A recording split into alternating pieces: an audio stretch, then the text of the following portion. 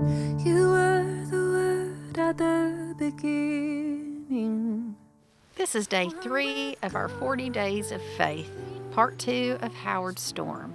Today I'm going to talk about what happened after he woke back up in the hospital. So upon waking up, he was filled with this love, and he was in utter pain, however, and he did say he had to pray to God a lot for the pain. An angel visited him in the hospital, and he said he was a bright light, very kind and encouraging to him.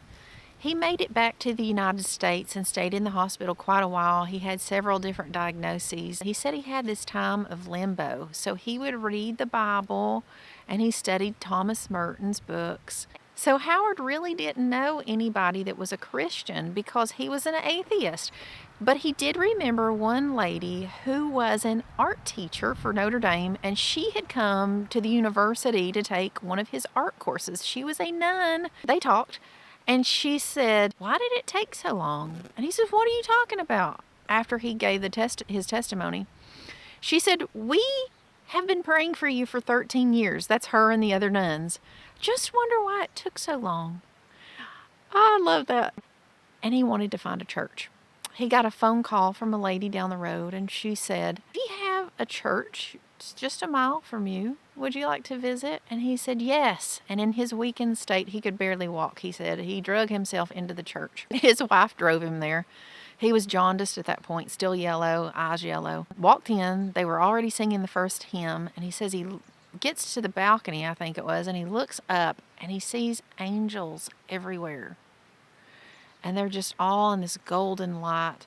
Gets to his seat and falls face down on the floor, like out of complete awe and worship of our Holy Father.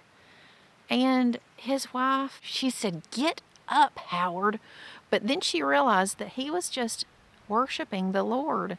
And he laid there for a while. The ushers helped him up into his seat, and he said he just cried and wept many tears. Tears of thankfulness that he was not going to end up in hell.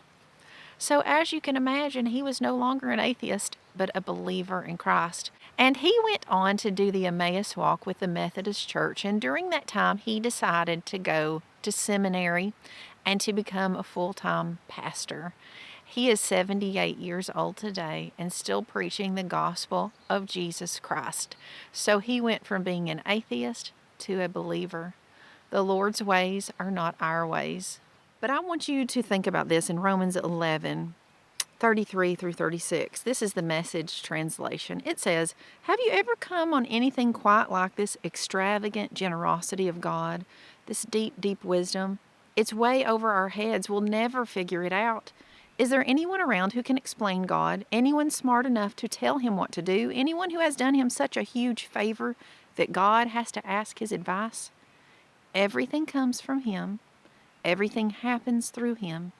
Everything ends up in him. Always glory, always praise. Yes, yes, yes."